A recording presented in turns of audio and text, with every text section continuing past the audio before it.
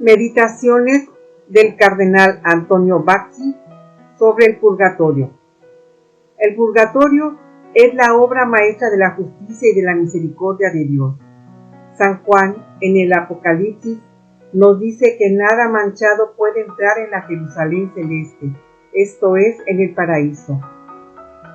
Pocos son, sin embargo, las almas privilegiadas que llegan al momento supremo de la muerte con la inocencia bautismal.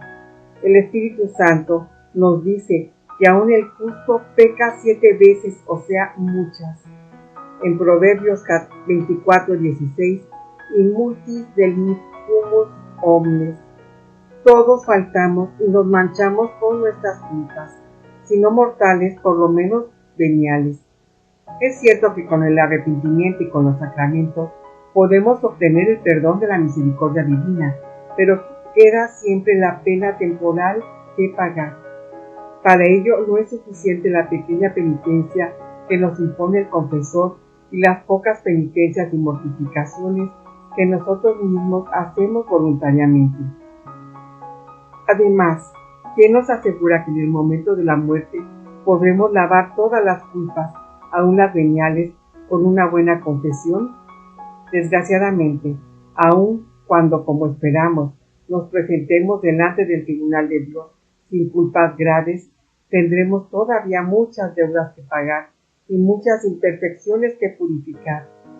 Y entonces, la justicia de Dios no nos puede admitir imperfectos como estamos y manchados a la bienaventuranza eterna, al goce purísimo de su visión. Nos rechazará entonces como rechaza de sí a quienes mueren en pecado mortal y son condenados al fuego eterno. No, si la justicia de Dios es infinita, también lo es su misericordia. He ahí el purgatorio, donde las almas muertas en gracia de Dios, pero llenas aún de escorias, imperfecciones y deudas temporales que pagar, encuentran el modo de purificarse y de hacerse dignas del premio eterno. Agradezcamos a Dios este gran don, que es el último de la cadena preciosa de su misericordia infinita y que un día nos permitirá subir puros y limpios a su vista beatífica. 2. El culto de los difuntos y por lo tanto la creencia en un lugar de expiación y purificación de las almas en el más allá se remonta no solo a los orígenes de la Iglesia, sino aún a los comienzos de la humanidad. El mismo Lutero, aún negando soberbiamente el purgatorio, debió reconocer esta creencia tan antigua y universal que es consagrada por la tradición de la fe y por la misma razón humana. Esta creencia se encontraba ya entre los pueblos paganos, como lo atestiguan los mayores escritores antiguos, Homero, Esquilo, Sófocles, Platón, Virgilio y las antiquísimas inscripciones funerarias. Entre los hebreos, por otra parte, la doctrina es afirmada manifiestamente en la Sagrada Escritura, en la que se narra que Judas Macabeo, después de la conquista de Yamnia, hizo una colecta de 12,000 dracmas de plata con la que se ofrecieron sacrificios a Dios en sufragio de los difuntos. Y el texto sagrado subraya: es pensamiento santo y saludable orar por los difuntos para que les sean perdonados sus pecados, nos dice Segunda de Macabeos.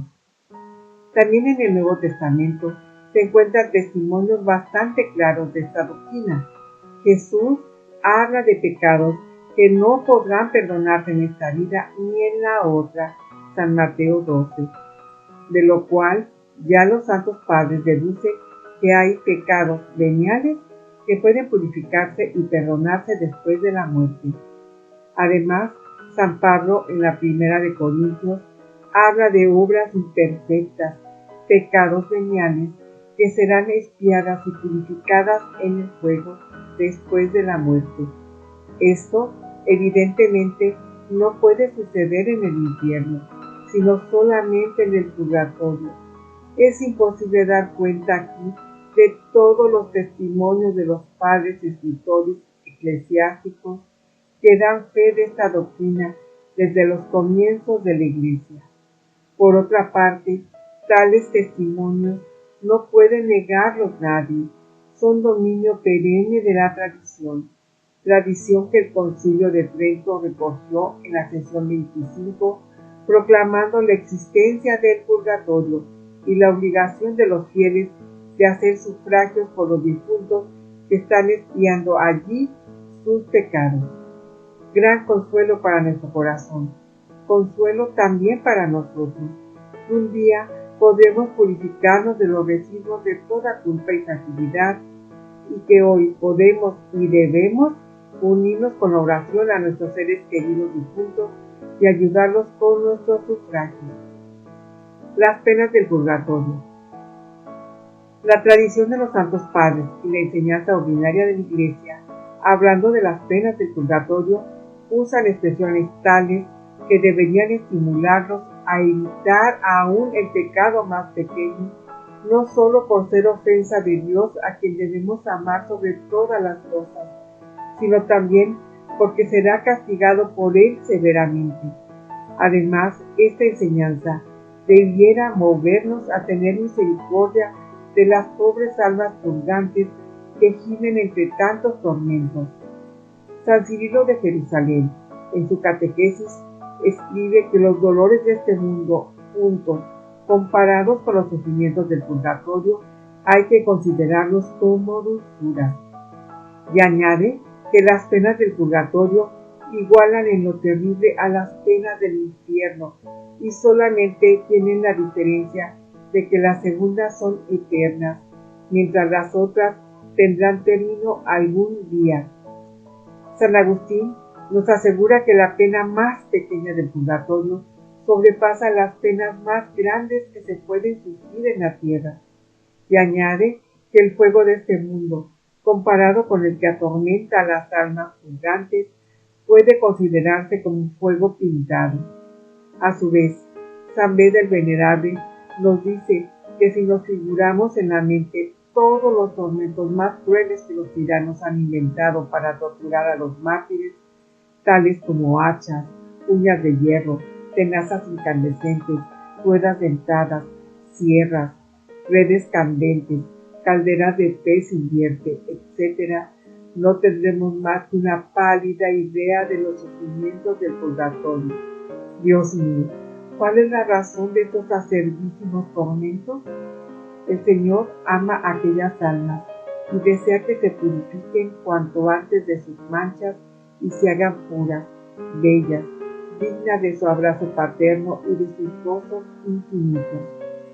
Así pues, es el amor lo que alimenta el fuego del purgatorio, un amor doble, el amor de Dios que quiere purificar a aquellas almas y el amor de las almas que desean ardientemente expiar sus culpas para hacerse finalmente dignas de unirse para siempre a su bien infinito. Santa Catalina de Génova, en su admirable tratado sobre el purgatorio, escribe: las almas purgantes experimentan tales tormentos que la lengua humana no los puede describir, ni inteligencia alguna comprender, a menos que Dios mismo nos lo revele por gracia especial. Entre estos tormentos, la doctrina común de la Iglesia pone especialmente el del fuego. La Iglesia, sin embargo, no ha definido jamás de qué naturaleza es este fuego, y si se trata de un fuego material o espiritual. Ciertamente, se trata de un fuego real como el del infierno, creado por Dios no como instrumento útil a los hombres, a la manera del fuego que tenemos en la tierra, sino como un medio de tormento, expiación y purificación. Esto explica por qué es mucho más atormentador que el fuego que conocemos y utilizamos aquí abajo. Santo Tomás cree también que sea un fuego verdaderamente corpóreo, y a la objeción de alguno de que, como un fuego material, puede llegar a atormentar un alma espiritual y separada del cuerpo, responde que al modo como nuestra alma aquí en la tierra sufre el influjo doloroso de la envoltura corpórea a la que está unida, no de otra manera en la otra vida podrá estar unida como paciente a la gente, al fuego del purgatorio. Suma teológica, suplemento, pregunta 7, artículo 33. Ante esta doctrina de la Iglesia, dos sentimientos deben conmover fuertemente nuestro ánimo: Por una parte, hemos de tener un gran horror al pecado aún venial, pensando que con él ofendemos a nuestro sumo bien y merecemos sus terribles castigos. Por otra parte, debemos ofrecer nuestros dolores, nuestras expiaciones, para sufragar a aquellas almas santas que se encuentran en tantos tormentos y que un día esperamos que, cuanto antes, llegadas al paraíso eterno, serán intercesoras poderosas en nuestro favor ante Dios, a cuya vista beatificante habrán llegado con nuestra ayuda. Más sobre las penas del purgatorio. La pena de daño. Además de la pena de sentido de que hemos hablado en la meditación precedente, las almas purgantes sufren otra pena mucho más grave que los teólogos suelen llamar la pena de daño. San Juan Crisóstomo escribe que la pena de daño, esto es, la necesidad ardiente e insatisfecha de unirse al sumo bien, constituye para las almas purgantes un tormento mucho más angustioso que el fuego de 100 infiernos. ¿Por qué? Pues porque las almas liberadas de su envoltura terrena, que impedía ver en toda su luz las verdades eternas, sienten un impulso incesante e irresistible de unirse con Dios, pero viendo sus manchas e impurezas, experimentan una angustia terrible por no poder dar rienda suelta a su ferviente deseo, por no poder sumergirse en los abismos inefables de la bienaventuranza eterna. Aman a Dios con un amor inmenso, anhelan unirse a Él y poseer su bien, pero se ven rechazadas por la justicia divina hasta que hayan expiado plenamente sus culpas. Para tener una pálida idea de este angustioso e insatisfecho deseo, pensemos en el dolor vivísimo que experimentaban los santos después de su conversión, cuando volvían a la mente a los pecados cometidos, aunque fuesen ligerísimos. Lloraban delante del crucifijo lágrimas ardientes de dolor y de amor, se infligían penas largas y terribles para expiar sus defectos, y como San Luis Gonzaga, llegaban hasta desvanecerse a los pies del confesor con el pensamiento de pequeños pecados veniales que quizás no eran ni siquiera pecados. ¿Y nosotros qué hacemos para evitar ofender a Dios, para purificar nuestras faltas con el arrepentimiento y las penitencias? Recordemos que la justicia divina debe ser satisfecha en esta vida o en la otra. Si no lo hacemos ahora, lo haremos con penas inmensamente mayores en el purgatorio, donde ya no tendremos el beneficio de los sacramentos y de las indulgencias. Santa Francisca Romana, como se narra en su vida, tuvo una célebre visión sobre el purgatorio. Lo vio dividido en 3 partes. La primera es la más lejana del cielo y casi limítrofe con el infierno. En ella están penando atrozmente 2 clases de personas: los mundanos, que habiendo cometido graves culpas, retardan hasta la muerte su conversión completa, y además las almas consagradas a Dios, para las cuales aún las culpas más ligeras, las faltas, la vida tibia, las ingratitudes a la gran devoción recibida, constituyen una grave cuenta que pagar ante la justicia divina. La región intermedia es la más poblada.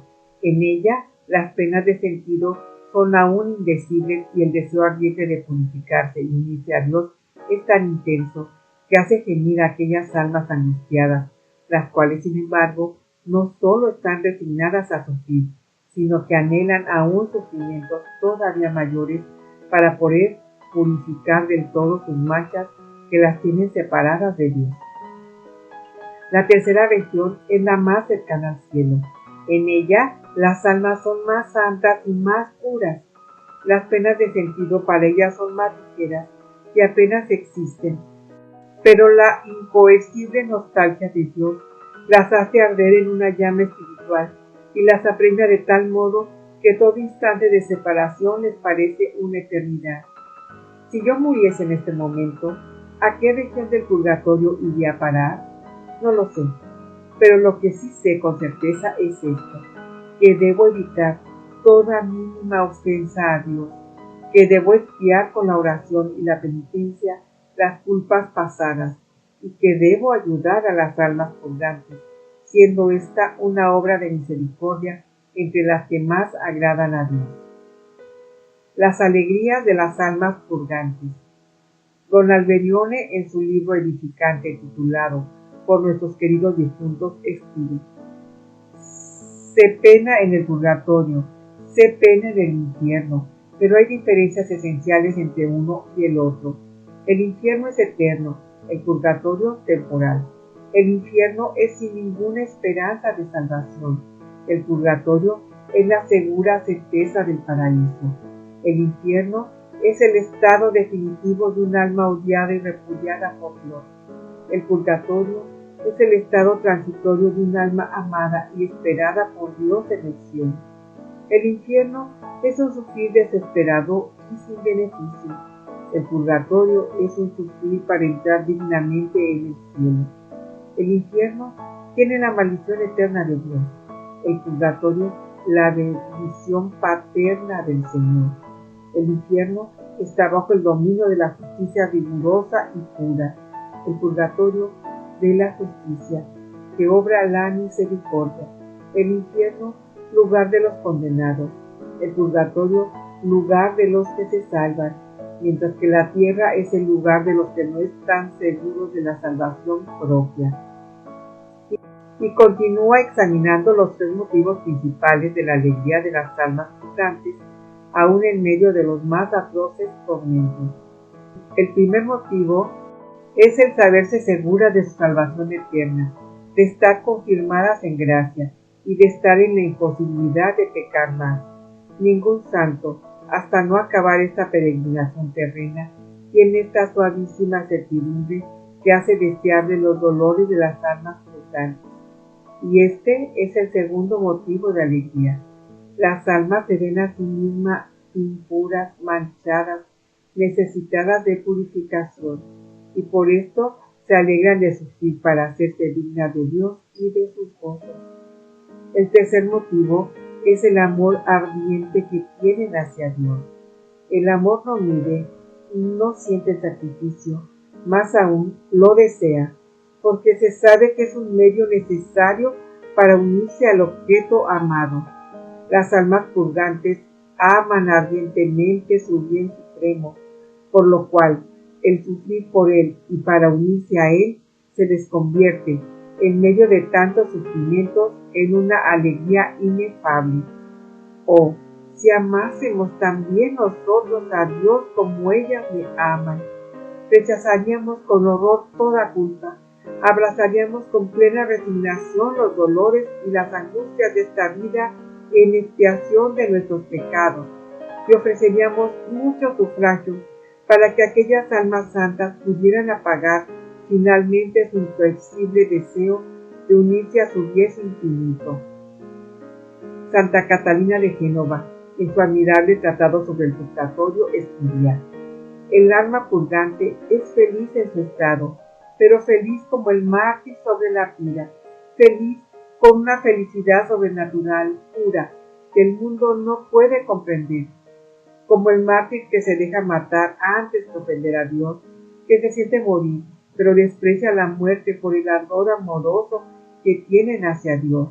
De la misma manera, el alma purgante, sabiendo que Dios lo quiere y lo manda así, le ama y está jubilosa y feliz de que Dios trabaje acrisole y purifique su espíritu con el dolor.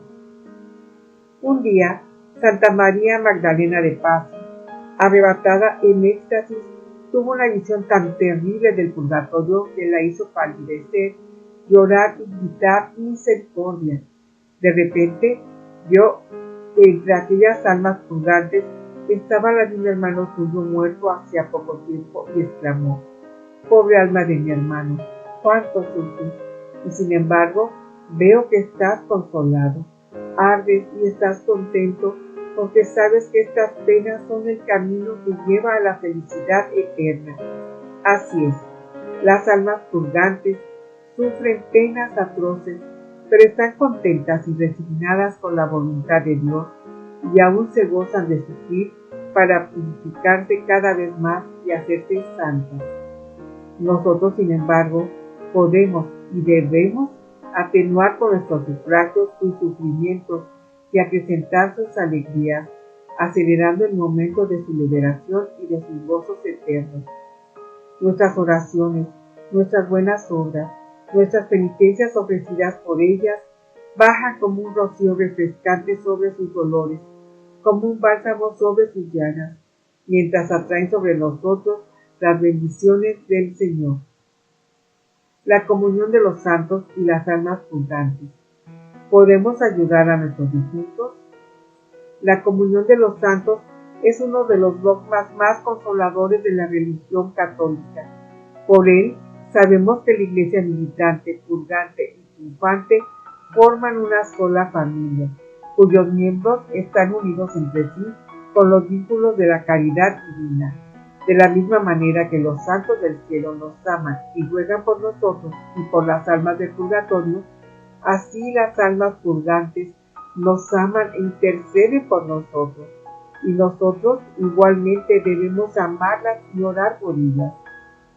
Es un triple acorde de amor, de oraciones y de ofrecimientos que se alza hacia el trono de Dios, tanto de esta peregrinación terrestre como de aquel lugar de expiación en el que las almas separadas están abrazadas de amor por unirse a su bien infinito, como asimismo de los ejércitos aclamantes del paraíso. Y este triple acorde, suplicante, hace llover sobre nosotros y sobre las almas purgantes el rocío de la gracia divina y de los favores celestes. Salida, viva ya de las angustias de la muerte, como escribe el padre Monsabré. El alma lleva consigo todas sus facultades no atrofiadas o condenadas a la inercia, las cuales conservará hasta la resurrección de esa carne, que deberá revestir al fin de los siglos. Y además, dichas facultades siguen siendo capaces de obrar, aunque en condiciones profundamente cambiadas. La conciencia del propio yo, los hábitos intelectuales contraídos, los conocimientos adquiridos, los recuerdos impresos en su sustancia incorruptible, persisten en ella juntamente con la vida. Las almas de nuestros muertos ya estén en el cielo como bienaventuradas, ya espíen en el fuego del purgatorio, viven unidas a nosotros, piensan en nosotros, nos aman, ruegan por nosotros. Entre nosotros y nuestros difuntos hay una unión admirable, invisible pero real, un intercambio de pensamientos, afectos y oraciones. Se dan todos los elementos de una amistad verdadera y eterna. Qué consolador es este pensamiento. Nosotros no hemos perdido nuestros seres queridos que han muerto con el beso del Señor. Están allá arriba y nos miran, piensan en nosotros, nos esperan. Otro tanto debemos hacer nosotros, pensar en ellos, amarlos, rogar por ellos. El fundamento de la devoción a los fieles difuntos es este dogma consolador de la comunión de los santos.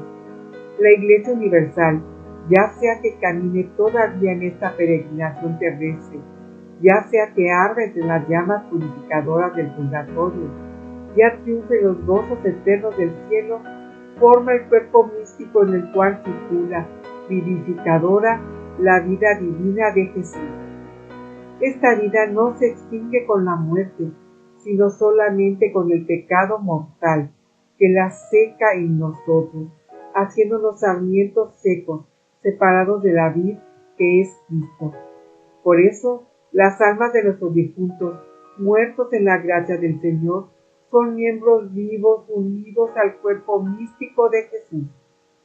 Ahora bien, así como en el cuerpo humano cada miembro no vive una vida separada, sino unida y ordenada al bien de todo el cuerpo, igualmente en el cuerpo místico de Jesús, todos los miembros, ya pertenezcan a los guiadores de este exilio terrestre, a las almas purgantes o a los bienaventurados poseedores, deben ayudarse mutuamente, de modo que cooperen al bien común en Cristo nuestro Señor. Todo esto ciertamente lo hacen los bienaventurados en el cielo y nuestros fieles difuntos en el purgatorio, pero el sentido común quiere también que lo hagamos nosotros. manteniéndonos unidos por el amor, el ofrecimiento y la plegaria con nuestros difuntos. Recordemos, sin embargo, que esto se nos hace imposible si caemos en pecado mortal y extinguimos en nosotros la vida divina, esa vida sobrenatural que circula en el cuerpo místico de Cristo. Pobres de nosotros, en este caso nos convertiremos en sarmientos separados y muertos, en miembros corrompidos.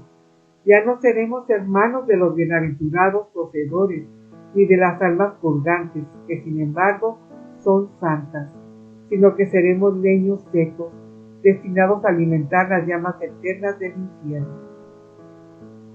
Obligación y manera de hacer sufragios por los difuntos. Hacer sufragios por los difuntos es ante todo un deber de naturaleza. Ellos son nuestros hermanos. ¿Podemos ver acaso a uno que tiene entre los dolores más atroces y no experimentar un sentimiento de misericordia y piedad hacia él? Y si tenemos el modo de ayudarlo, ¿no debemos hacerlo? Pues bien, las almas purgantes se encuentran en esta dolorosa condición. Arden en amor de Dios sin poder unirse a Él. Y nosotros tenemos el modo de poderlos socorrer con nuestras oraciones y buenas obras. Además, es un deber de religión. Esas almas han sido redimidas al igual que nosotros, con la preciosa sangre de Jesús. Y el Señor nos dice que la misma medida que usemos con nosotros se empleará algún día con nosotros mismos. Algún día también nosotros nos encontraremos en el purgatorio y tendremos necesidad de sufragios. Si ahora lo hacemos por los difuntos, algún día habrá quien lo haga por nosotros. Bienaventurados los misericordiosos, porque conseguirán misericordia, nos dice Jesús.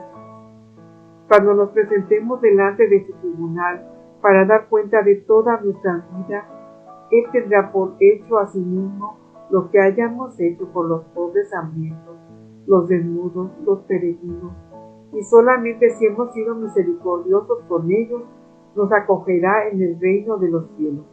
Por el contrario, nos alejará de sí, malditos por siempre, si no lo hemos sido. Ahora bien, las almas del purgatorio son más desgraciadas que los pobres, los hambrientos, los sedientos, los desnudos y los peregrinos de este mundo. Están hambrientas y sedientas de Dios, están llenas de llagas y de manchas por los pecados cometidos y languidecen lejos de la casa paterna que anhelan alcanzar con todo el ardor de su espíritu angustiado. Es por último un deber de justicia. Algunas de aquellas almas son nuestros abuelos, nuestros padres, nuestros hermanos o hermanas, nuestros amigos, nuestros bienhechores. Quizás se encuentre en aquel lago de dolor porque nos han amado demasiado, porque han querido acumular dinero para nosotros o porque han cedido a nuestros malos ejemplos. En estos casos nos debe mover no solo un motivo de caridad, sino una razón de justicia que nos obliga a ofrecer por ellos nuestros sufragios. ¿Cómo ayudar a nuestros difuntos? Son muchas las maneras de las que podemos ofrecer sufragios por nuestros difuntos. 1. Con la oración. Este es un medio fácil, posible a todos. Rezando por nuestros muertos, nos sentimos unidos a ellos. Nuestro corazón experimenta alivio y nuestra alma está más segura de recibir de ellos la correspondencia eficaz, porque las oraciones que ellos hacen por nosotros serán más agradables a Dios misericordioso. Con la Santa Misa, ofrecida en sufragio por ellos, ofreciendo el sacrificio eucarístico, ya no somos nosotros solo los que rezamos, sino que Jesús mismo se une a nosotros y se ofrece a sí mismo como víctima de expiación para la purificación perfecta de las almas purgantes. Por esto, la Santa Misa tiene un valor infinito y bastaría una sola para vaciar el purgatorio, pero la aplicación de este valor infinito es limitada siempre, conforme a los arcanos designios de Dios. Sin embargo, es cierto que ningún otro medio es más eficaz en orden a sufragar a los fieles difuntos. Con las buenas obras ofrecidas a este fin, toda acción virtuosa, además del mérito, tienen poder expiatorio por las deudas contraídas con Dios. Entre estas buenas obras que podemos ofrecer por las almas del purgatorio, notemos de modo particular la Sagrada Comunión, las penitencias voluntarias, los inevitables dolores de la vida presente sufridos con resignación, los actos de paciencia, de sumisión a la voluntad de Dios, de misericordia, los actos de caridad espiritual corporal, las indulgencias ya plenarias, ya parciales y en particular la limosna. ¿Cuántos modos tenemos a nuestra disposición para aliviar aquellas almas santas de sus penas y hacerlas cuanto antes nuestras intercesoras bienaventuradas en la gloria del paraíso? Estas buenas obras nos ayudan a nosotros al mismo tiempo que a ellas, a nosotros que con la Sagrada Comunión nos unimos siempre más estrechamente a Dios. Con las limosnas nos despegamos de las riquezas y purificamos nuestro corazón de los afectos a las cosas terrenas. Con las penitencias y mortificaciones domamos nuestros apetitos desordenados y nuestras pasiones, y al mismo tiempo ayudan también esas almas porque les ofrecemos su valor satisfactorio para que puedan purificarse cuanto antes de sus manchas y gozar de la alegría inefable de la visión beatífica de Dios. A nosotros mismos nos es útil la devoción a las almas del purgatorio.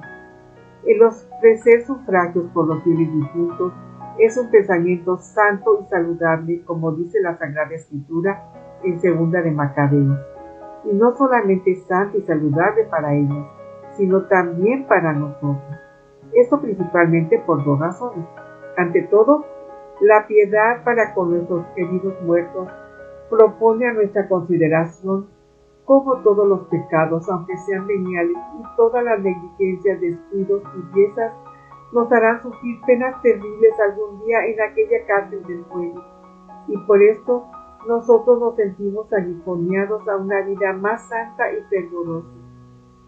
En segundo lugar, sabemos que las almas del purgatorio son santas y se encuentran en la antecámara del paraíso, a donde quieren llegar cuanto antes, pero del que son alejadas por ahora a causa de sus manchas, que deben purificar todavía.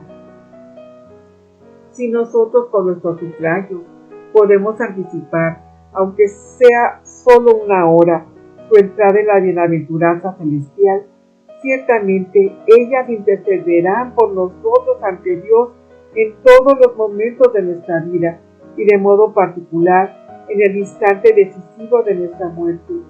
Podemos decir: Anima salvaste, tuam predestinaste, pues has salvado un alma, has predestinado tu alma al cielo. Tendremos nuevos intercesores ante Dios, los cuales, por un deber particular de gratitud, implorarán para nosotros todas las gracias de que tenemos necesidad. Tiene razón San Ambrosio cuando escribe su libro De Officis: lo que hacemos por los difuntos redunda en nuestro propio bien, y después de nuestra muerte lo recibiremos duplicado. Gran consuelo para nosotros. Mientras ayudamos a nuestros queridos difuntos a subir cuanto antes a los gozos eternos del cielo, podemos tener la confianza plena de que algún día también nosotros, con su poderoso patrocinio, podremos ir a reunirnos con ellos en la patria celestial.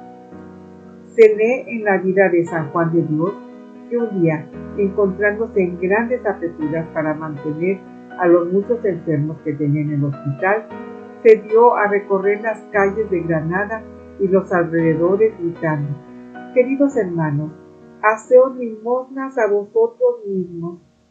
Muchos estaban asombrados de aquellas palabras, pero el santo, inflamado en el amor de Dios y del prójimo, explicó sus palabras diciendo que lo que hacemos por los pobrecitos y los infelices, Jesús lo tiene como hecho a sí mismo, y por tanto otorga al donante las recompensas más grandes. Ahora bien, las almas del purgatorio son pobres, están necesitadas y además son santas. Lo que hacemos por ellos ciertamente se nos toma en cuenta para nuestro bien. En la vida de Santa Margarita de Cortona, que tuvo una vivísima devoción por los fieles difuntos, se lee que en la hora de la muerte vi un tropel de almas bienaventuradas descender del cielo para acompañarle en su ascenso al paraíso. Eran las numerosas almas que la santa había librado de las penas del purgatorio con sus numerosos sufragios. En la vida del santo cura de Ars, Select un día dijo a un sacerdote que había venido a consultarle: «Oh, si supiese qué grande es el poder de las santas almas del purgatorio sobre el mismo corazón de Dios, y si conociera las gracias que podemos obtener por su intercesión, desde luego que no serían olvidadas. Oremos mucho por ellas, y ellas intercederán mucho por nosotros». De Santa Brígida, Select, en uno de sus éxtasis, oyó decir a las almas purgantes en alta voz: «Señor, Dios omnipotente, dad el 100 por 1 a aquellos que nos ayudan con sus oraciones y os ofrecen sus buenas obras para hacernos gozar de la luz beatífica de vuestra divinidad». Además, en la vida de Santa Catarina de Bolonia se lee: «Cuando quiero obtener alguna gracia de nuestro Padre Celestial, recurro a las almas del purgatorio, les suplico que presenten a la Divina Majestad mi petición en su nombre, y por su intercesión soy escuchada». Estos ejemplos de los santos nos deben mover a una grande y confiada devoción a las almas del purgatorio. Ofreciendo sufragios por ellas, debemos pedirles que nos obtengan todos los favores necesarios de que estemos necesitados, pero sobre todo, las gracias necesarias para la salvación eterna de nuestra alma. Las indulgencias. Entre los distintos medios con los que podemos satisfacer a la justicia divina, ofendida por nuestros pecados y por los de los fieles difuntos, hay que enumerar las indulgencias. Desgraciadamente, son pocos los cristianos que conocen la verdadera naturaleza de las indulgencias y que se entregan con la premura debida a adquirirlas con las condiciones necesarias. La indulgencia, según el canon 911 del derecho canónico, se define el perdón ante Dios de la pena temporal debida por los pecados ya perdonados en cuanto a la culpa, la cual concede la autoridad eclesiástica del tesoro de la Iglesia a los vivos a modo de absolución y a los difuntos a modo de sufragio. Sobre todo, se requiere el estado de gracia que obtienen los pecadores por medio de la confesión sacramental o con la contrición perfecta. Pero la confesión sacramental, si está bien hecha, borra el pecado y la pena eterna, no la pena temporal. Esta es necesaria expiarla con la penitencia, la oración, las buenas obras. En los primeros tiempos de la Iglesia, la disciplina penitencial era severísima. Por los distintos pecados se establecían según su gravedad días, semanas, meses de ayuno a pan y agua y también otras penas. Después la Iglesia, al cambiar los tiempos, ha atenuado estas penas precisamente con la concesión de las indulgencias. ¿Cuál es el fundamento teológico de estas indulgencias? Es el tesoro espiritual de que dispone la Iglesia, tesoro que está constituido por los méritos infinitos del Divino Redentor, al que se asocian los méritos de la Santísima Virgen y de los santos. Estos méritos se nos comunican por la Iglesia en razón del consolador dogma de la comunión de los santos, según el cual la Iglesia militante, purgante y triunfante constituyen un solo cuerpo místico cuya cabeza es Jesús, cuerpo por el cual circula la vida divina en todos los miembros que, viviendo en estado de gracia, se mantienen unidos a Él. La Iglesia puede disponer de este inmenso tesoro por la jurisdicción que su fundador le ha dado cuando dijo a Pedro: «Cuanto ligares sobre la tierra, será ligado en el cielo, y cuanto desatares sobre la tierra, será desatado en el cielo». Mateo 16. Todo, por tanto, no solo el pecado, sino también la pena, también en el cielo. Por tanto, las indulgencias no son, como algunos herejes han dicho, una simple dispensa de la disciplina penitencial in pace ecclesiae, sino también delante de Dios. En las indulgencias resplandecen juntamente la misericordia y la justicia de Dios. La justicia porque se satisface plenamente por los méritos de Jesús. la misericordia, porque estos méritos son aplicados a nosotros, pobres pecadores, y a modo de sufragio también a las almas de nuestros queridos difuntos. Las indulgencias han sido reguladas y ordenadas a través de los siglos por la autoridad de la Iglesia, la cual, especialmente en el Concilio de Trento, ha sancionado la legitimidad y utilidad para los fieles vivos y difuntos, sesión 25, decreto sobre las indulgencias. No son pues una novedad. Se puede decir con razón que la primera indulgencia fue concedida por Jesús mismo al haberme arrepentido en la cruz cuando le dijo: hoy estarás conmigo en el paraíso. Con esas palabras, el Señor concedió no solo el perdón de la culpa y de la pena eterna, sino también de la pena temporal del buen ladrón.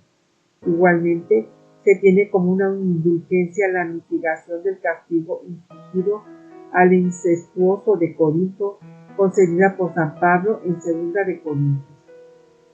Las indulgencias pueden ser plenarias cuando se perdona toda la pena temporal debida por el pecado, parciales cuando la Iglesia quiere liberar al pecador de la pena que le sería perdonada cumpliendo la penitencia de un periodo de tiempo dado, según la antigua disciplina penitenciaria.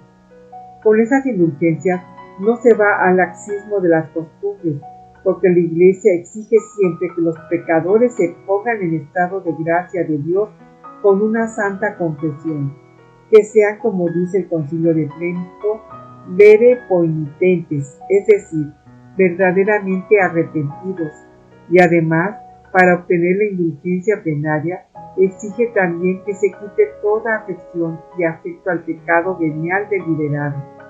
Es una ayuda, no una sustitución de la virtud y la penitencia por los pecados. La Iglesia, al conceder las indulgencias, no hace otra cosa que seguir el espíritu misericordioso de Jesús, el cual era toda piedad y toda compasión para con los pobres pecadores. Procuremos atesorar, pues, para nosotros y nuestros difuntos estas larguezas de la Iglesia. Observemos las reglas convenientes para adquirir cuantas más indulgencias podamos. Desde la mañana hagamos la intención de adquirir todas las indulgencias que podamos durante el día. Laura Aguilar, para Puntadas de Familia, evangelizando en las redes sociales. Si te gustó este video, da like, comparte, suscríbete a este canal e invita a otros a hacerlo. Paz y bien.